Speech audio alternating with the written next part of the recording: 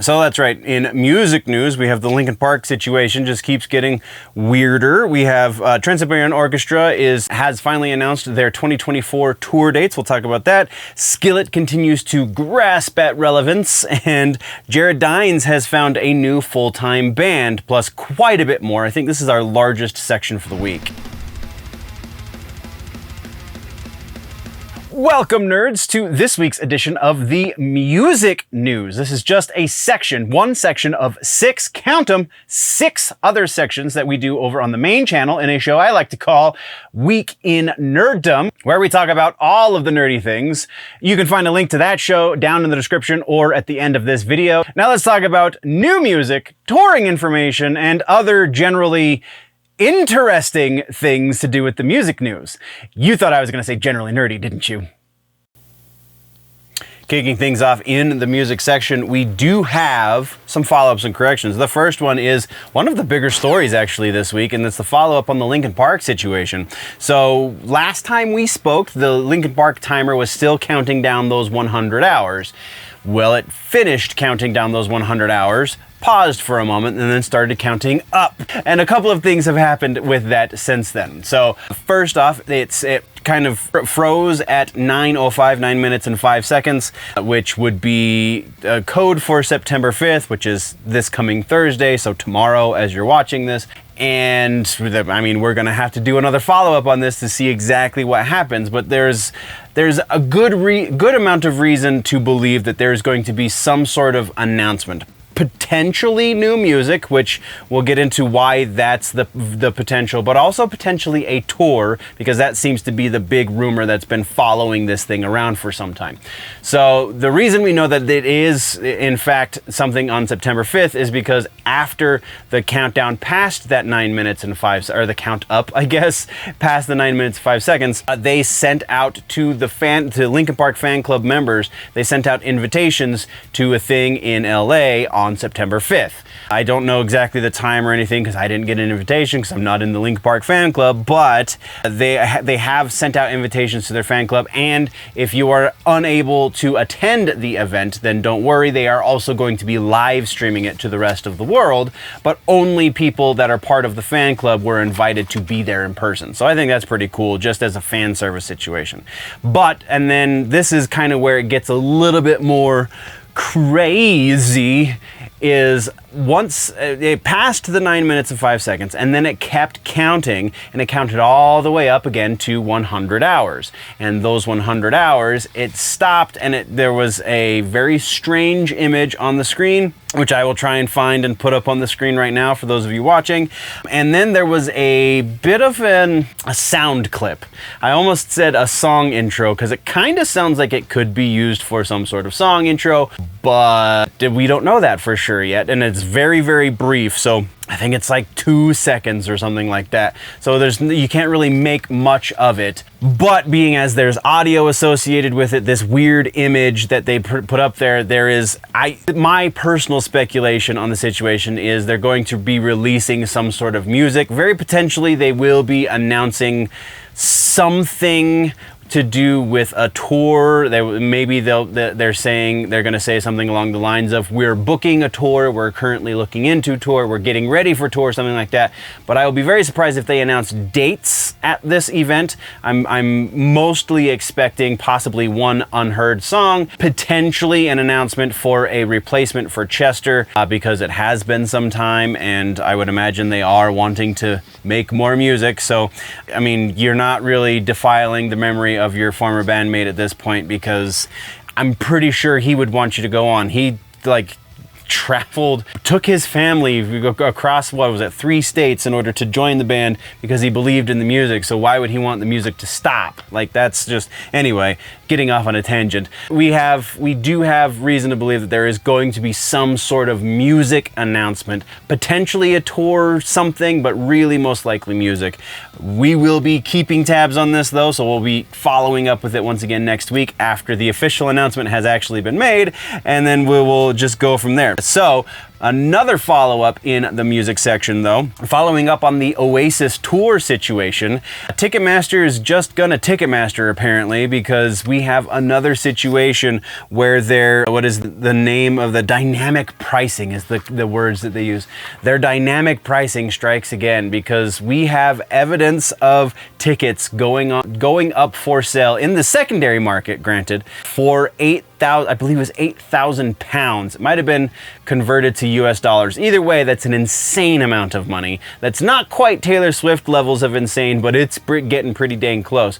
So that in the secondary market, but also in the primary market, Ticketmaster, because of the dynamic scaling on the prices for these tickets, what was once approximately $140 became $350 or pounds. Again, I don't know, I can't remember if those numbers were converted or not in the original announcement. But so Oasis has said that they're going to cancel the tickets if they see them get that high again in the secondary market. The UK Parliament has now announced that they're going to be looking into the business practices of Ticketmaster. So now Ticketmaster has 2 countries coming after them for this. It's just a big, crazy, nothing else really has come out of this just yet, because it is all still very much active.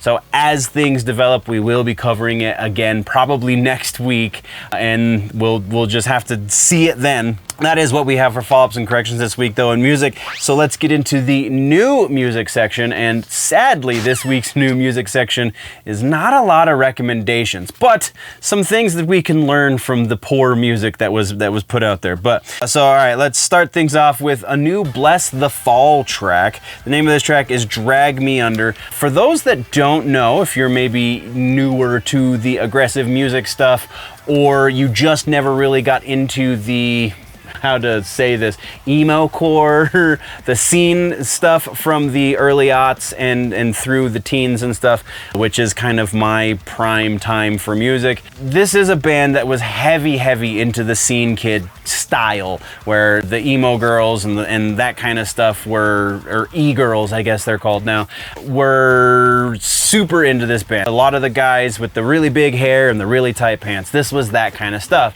And they broke up a couple years ago, or they went on hiatus, I guess, and they reformed last year and are now putting out new music. And the first track that we've heard from this new music is a song called Drag Me Under, and it's more of the same. So if you didn't like them before, you're not gonna like them now. This is absolutely not a recommend, though it is interesting to note that they have tried to change the sound at least a little bit to sound a little bit more like what was once referred to as brocore, and their primary vocalist has an affectation that is along those same lines in this music video. So interesting pivot, but still not good enough to really interest me sonically at all. So definitely not a recommend there. Let's move into our next one. Is from a band called the Dead Daisies. Oh, so throwback rock is apparently still a thing. I thought Buckcherry was like the kings of this subgenre. You had a lot of bands doing this for a little while, like the Lips of the Angel band. I can't even think of the name of that band right now, but you had those guys, you had Theory for a Dead Man, you had that kind of stuff. And then it kind of all died out. Buckcherry were the only stalwarts really here. And now we have another band called the Dead Daisies. The name of this song is I Wanna Be Your Bitch. And that's about as much as I can say about this without really pooping all over it, because it's subpar at best, even considering that it's a genre that, I mean, yeah, a fair amount of people like, but is not exactly the most talent intensive genre. This is definitely a genre that you can kind of sleep through and still do. And these guys aren't even getting that done very well. So again, not a recommend for the Dead Daisies. Steer clear of this one. Moving on to Life of Agony. This one's kind of riding the fence on there. So Life of Agony obviously is a band that's been around since, I believe, the 80s, like the very late 80s, but still the 80s. They kind of hit their peak in the 90s, through the 90s into the early 2000s. Limp Bizkit even name drops them on one of their records. And it might have been a live performance, actually, now that I'm thinking about it. But either way, Limp Bizkit name dropped them back in the late 90s, like 99, 2000 roughly. So this is a band that's fairly influential. They dropped a new track called The Crow, which is a tribute to Brandon Lee, which is probably a more appropriate tribute to this intellectual property than the movie that we got out in theaters right now. And it's good, but like, it's not great. Like, if there's a lot of things really working against this. Like the lyrics seem genuine, but the lyric delivery seems fairly contrived. We also have the issue with the AI music video. I feel like if you're gonna put this much work into it, why not just get the rights to use clips from the movie in which you're paying tribute to? You're a band that has at least enough pull to know the person to talk to get that. I can't imagine they're incredibly expensive to get, so it just seems like a couple of wasted opportunities for a moderately good song. Like, it's definitely something that I wouldn't turn off if I heard it on the radio, but is not something I'm going to actively seek out. So as far as like, is it listenable? Sure. Recommendation?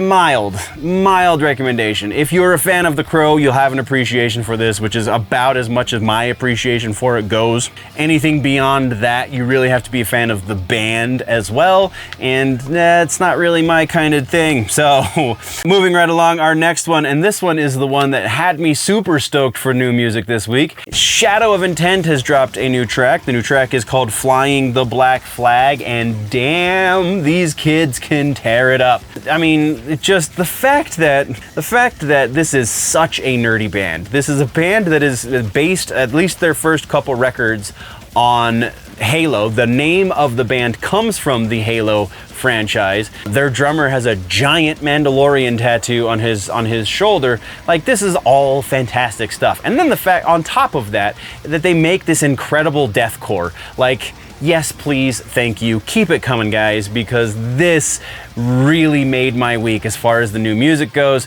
A lot of really great new music dropped. I just really was not able to get to it, so I'm hoping to get to some of the new records that came out this week so we can talk about those next week, but don't hold me to that because it doesn't look like it's going to be letting up anytime soon.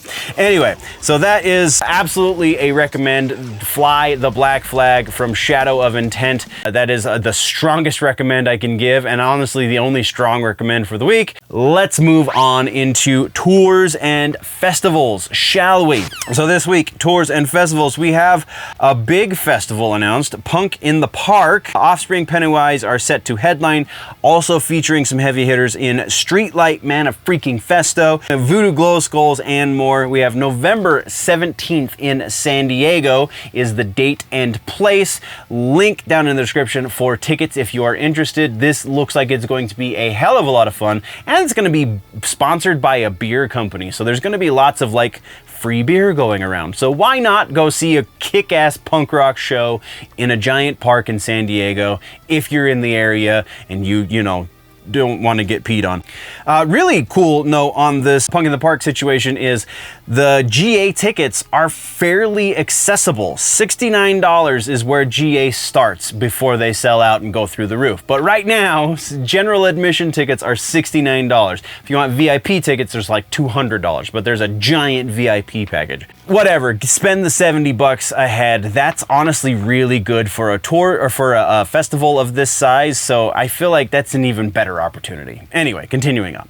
But so again, link in the description for tickets. Next one is Trans-Siberian Orchestra. I always look forward to the announcement of this tour every year. TSO is a tour that one of these days I will catch. I will catch TSO one day. The 2024 tour, as usual, it's gigantic. They are taking out, once again, 2 different touring companies. So they're going to be in 2 different cities every date on this tour. So that they have a bunch of people involved in this. They're trying to fit basically the entire country into a month and a half worth of touring, which, I mean, can you blame them? That's kind of the only time that metal Christmas really makes sense, right? Is November into December. It does start early November and then it does end just before New Year's. They are also doing 2 shows on every stop, so there will technically be 4 TSO shows every day of this tour. There's a matinee lunch set, and then there's a dinner set. I believe the show starts at 3 for the matinee and then 7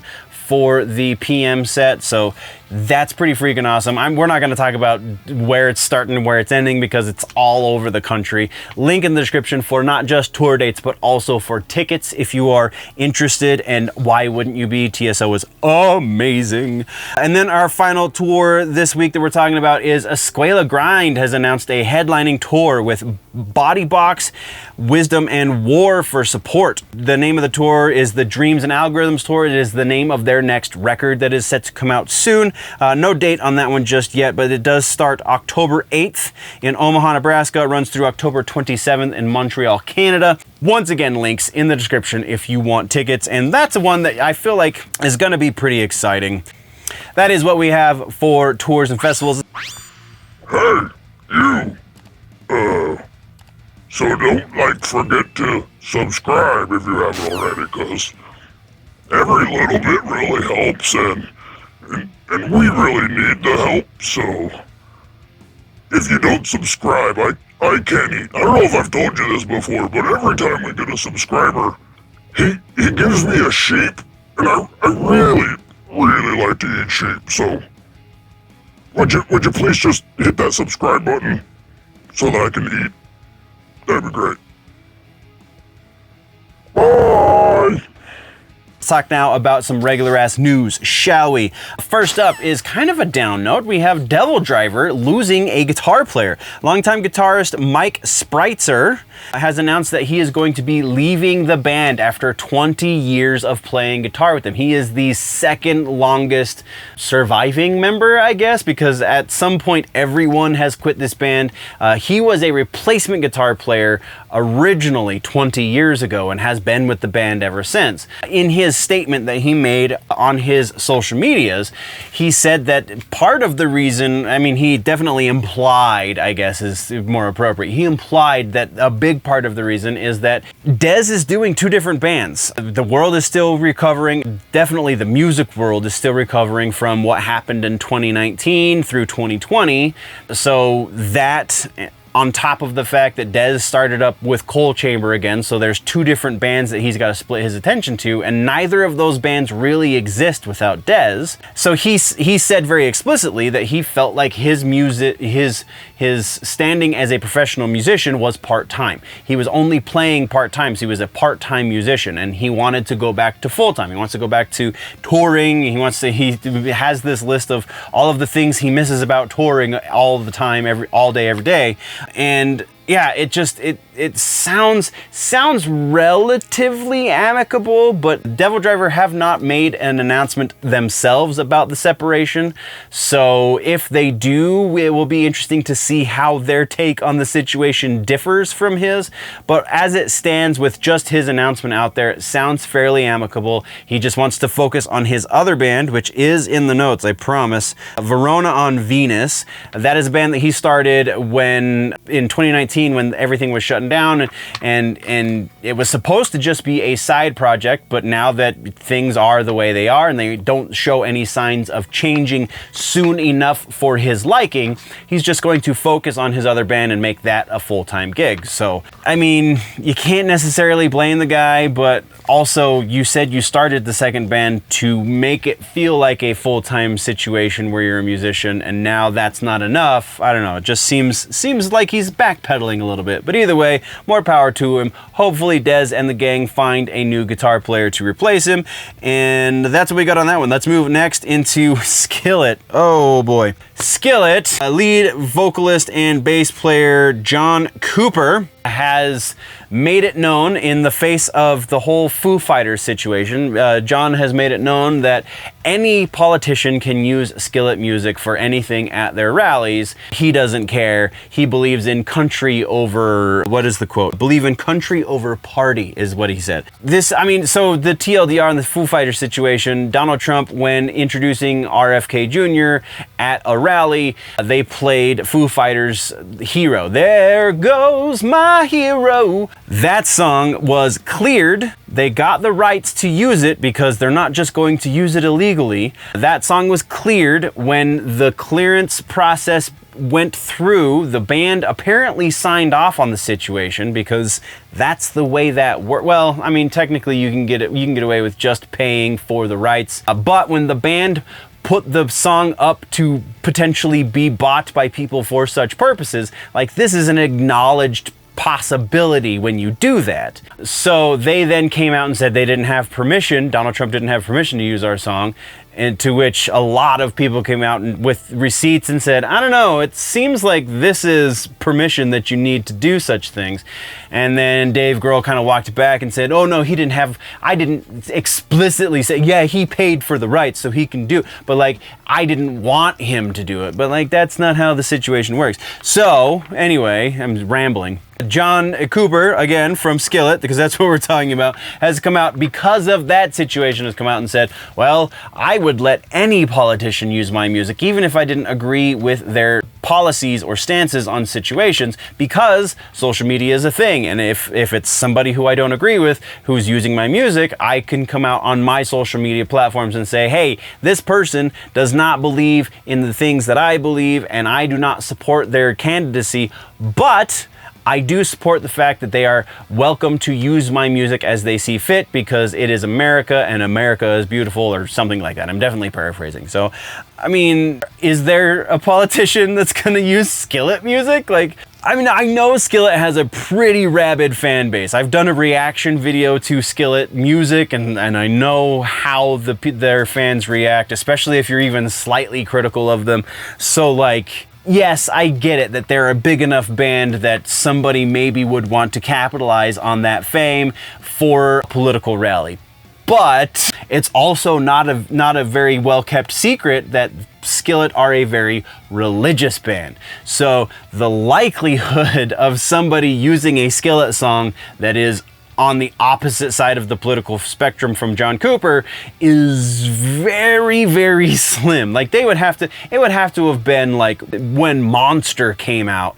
And then what politician is going to use a song that says, I feel like a monster, as the chorus? I don't know. It just seems like this weird, like, grasp at relevancy. And apparently it's working because we're talking about it here and it's all over the music entertainment news sites and all of this. So, like, I guess I understand why such things happen, but it just seems so silly to me because that is such an unlikely scenario that a politician would want to use a Skillet song. I mean, even the religious politicians, even the Republican politicians who agree with the stances of the members of the band Skillet probably still wouldn't want to use a Skillet song because it's their lyrics, their writing style is not exactly, it's a little bit more vague, it's a little bit more out there. I mean, again, they have one of their biggest songs, if not their biggest song. The chorus, the end line of the chorus is, I feel like a monster, I feel like, right, how is that politically appropriate? There goes my hero. That's something that, you know, you would want to use in some sort of like enlifting, rallying kind of situation. You want to exalt the person who's coming out on stage to this music. There Goes My Hero is a great lyric. It's a fantastic lyric. A lot of the lyrics in that song are great for that purpose as well. But dealing with inner demons, not exactly something a politician wants to put out there. I guess is the way to put that. But we're spending way too much time on Mr. Cooper and Skillet. Let's move right along. This one I almost put into the new music section, but it doesn't necessarily qualify, and I'll explain. So, Atreyu is putting out a new record. That would be news that we would cover here in the regular ass news section. But they also have released a single from this new record. Actually, technically, they've released 2 singles from this new record. The first single is too old for us to cover in new music because it came out a little over 2 weeks ago. And it just for whatever reason wasn't on my radar. Probably because I don't really cover the Atreyu stuff as much anymore now that Dead Icarus is picking up and running with that sound that I really fell in love with back in the days when Atreyu was a whole band. So, all that being said, this new record that they're putting out, the name of the record is I'm not going to be able to say this word because it's kind of a weird, Pronoia. The Pronoia Sessions is the name of the record. That record is not a traditional record. It's kind of, so Everclear, back in the day, a couple years ago, I guess, more appropriately, put out a record called In a New Light, where they rearranged a lot of their hit songs, a lot of their more well-known songs, in a style that's more appropriate for the way they perform now. Because they're not quite punk rock like they were back in the 90s, and so they've gotten a little bit older, they've lost some of the aggression, and so they kind of rearranged these songs to fit that kind of different side of who they are now. This is effectively that for Atreyu. Maybe the parallel might be better drawn between Walls of Jericho did an acoustic record, and the acoustic songs that they did mostly were acoustic arrangements of, were about half acoustic arrangements of songs that they had already written, and then the other half was covers. That's kind of what they've done here. So it's somewhere between the Everclear and the Walls of Jericho thing. The Walls of Jericho record is actually really damn good. If you haven't listened to it, it's produced by Corey Taylor. It's a 5-track EP or LP rather, and yeah, it's really worth your time. Go listen to it. Everclear one too. If you like the 90s alt punk scene, then the Everclear record In a New Light is also really damn good. Anyway, Atreyu, this I'm not gonna say that word again. The Pronoia. It just looks weird on the paper, I don't know. The Pronoia Sessions is a collection of reimagined songs that they've previously done that were big hits. The single that they just released off of this, which is what kind of brought it to my attention, so we put it in today's episode. The single that they released is Becoming the Bull, which is a single they've already released, which is why it didn't go into the new music section. Anyway, so I think this is a couple of things. A, it's kind of showcasing this new sound that they're going for. Obviously, Atreyu are not quite the metalcore titans that they were at one point. They do still rock, they do still definitely throw down. I've seen them live without Alex now once, just the once. I've seen them live without Alex the once, and it still was a hell of a show. Like, I definitely enjoyed myself. Maybe not as much as the days with Alex, because I saw them probably a half a dozen times at that point, but either way, still really, really good. Still definitely one of my top 20 bands. Used to be top 5, now top 20. That's what they're doing. They're showcasing that, but they're also, and I think this is probably a little bit more appropriate, they're also distancing themselves from Alex. Because Alex has Dead Icarus, and Dead Icarus is doing fantastic things, and so they want to kind of reclaim these tracks that they've been performing live, and so this different arrangement for this music, I think, makes a little bit more sense for what they're doing now. I don't think this is the way they're going to perform them live necessarily, because this is largely acoustic music. It's not entirely acoustic record. There's definitely some production elements in here that would not quantify as acoustic, but that's kind of the feel that they're going for. The other track that they've released for this is a cover of Like a Stone from Audioslave. Brandon Saylor's voice for that specific purpose is freaking awesome. I really, really dig it. He definitely is not Chris Cornell, but oof, it's a good close, I guess, a close approximation.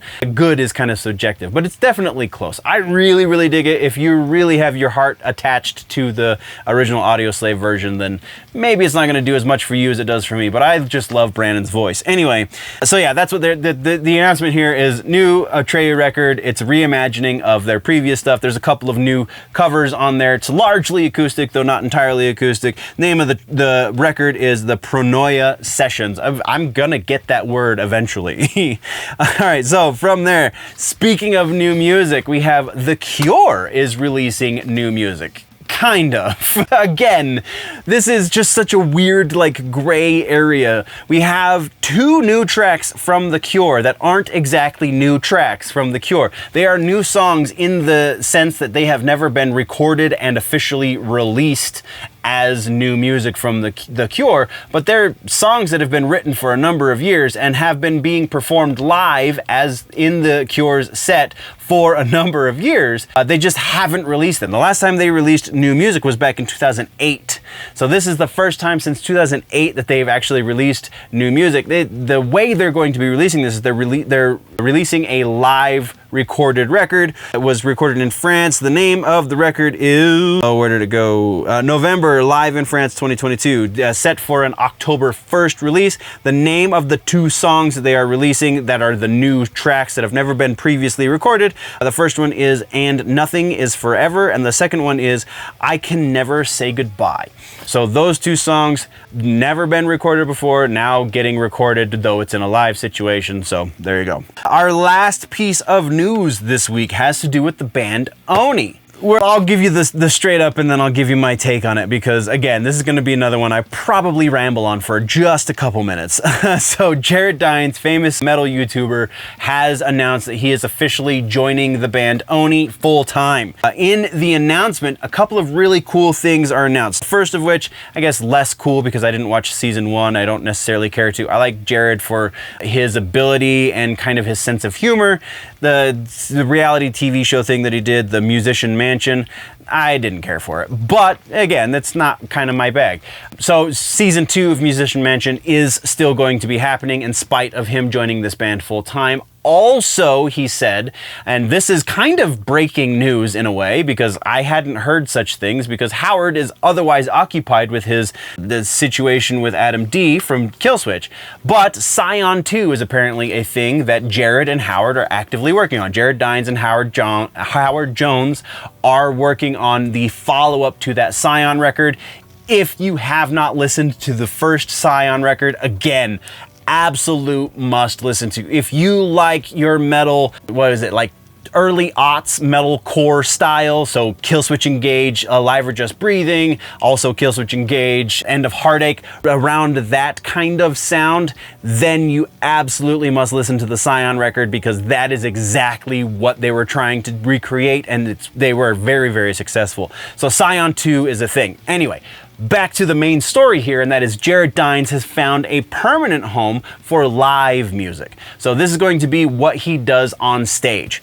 And he said that very explicitly, so that almost seems to imply that he's not going to be recording new material with these guys, though the rate at which these guys record, I would be very surprised if that were the actual situation because they're going to be writing new music. Jared Dines is going to be writing new music, and if he's part of the band live, why would he not also contribute to the studio situation? So hopefully we will be hearing Oni with Jared Dines. And now, if you've never heard Oni, we have talked about them on the channel previously. We covered them in new music once or twice, and I believe I even suggested at least one of their songs. So they had Howard Jones guest vocal on one of their songs previously. They got some pretty serious radio play on Liquid Metal fairly recently with the track, I can't remember the name of the track, but it was featuring Randy Blythe and Iggy Pop on the track. Really good, really, really solid track. I actually saw them live. They opened up for somebody, and I really can't remember who they opened up for at this point. It might have been Atreyu, but I don't think it was. Yeah, I'm drawing a blank. And it'll come to me and when we're into like the movie section or something, I bet watch. Either way, I've seen them live, and the interesting thing about this band, watching the videos, listening to the music, and seeing them live, they're very talented. They execute the thing very, very well.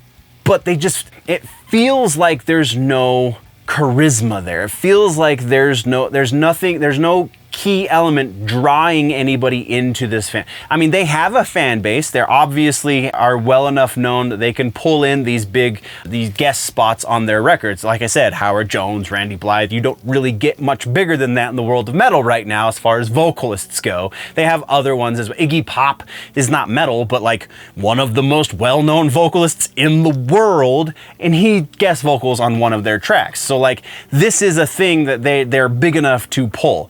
Granted, with the right amount of money, you can kind of get anyone to do anything, especially in the entertainment world, right? So that's not saying as much as I think some people think it does, but still says something. Now, with Jared, because Jared is all personality, I mean, he's also an incredibly talented musician, but like, his personality is what draws you into his YouTube channel. And now that that personality is part of this also very talented band, I think is going to do amazing things for maybe mostly for Oni, because Jared, I think his shadow kind of is cast onto the band at large. I would venture that his popularity is a little bit bigger than their popularity, being as he did a whole record with Howard and they had to pay Howard to do a song. You know, that's kind of that situation.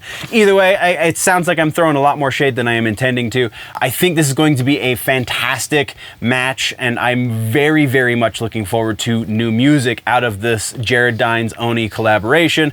Hopefully once it finally happens, we will stop seeing it as a Jared Dines Oni collaboration and just see it as the band. First, you get Jason Richardson joining freaking All That Remains, and now you get Jared Dines joining the band Oni. This is going to be an incredible couple of years. The All That Remains record is going to be coming out eventually. Again, they're not going to announce when that record's dropping officially, but that's gonna happen, and then we're gonna get new Oni music with Jared Dines. So Jared Dines is getting a new creative outlet. Just gonna be great, great stuff. I'm super excited for the next year or two. That is, though, what we have for new music. Again, rambling, it's music, that's what I do. That's what we have for new music. Let's talk now about suggestions for the week. And I say that with an S specifically because that's kind of the way it's written, but also because we technically have two suggestions this week for music, and those two musical suggestions are single songs, which is why there's two of them. First up, we have Thomas Hogue, another metal YouTuber, doing a cover of Master of Puppets,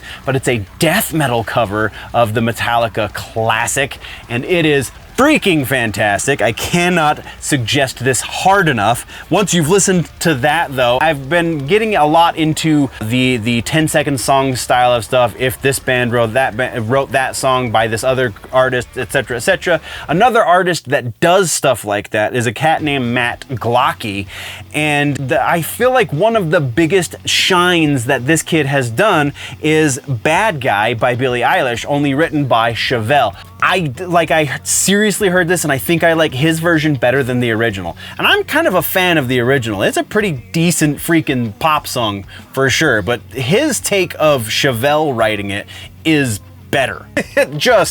just better. And I really want to shine a light on something that really isn't getting as much attention as I feel like it deserves. So go check out those two tracks. We have Master of Puppets by Thomas Hogue, link in the description, as if it were a death metal track, and then Matt Glocky doing Bad Guy in the style of Chevelle. Those are your suggestions for the week.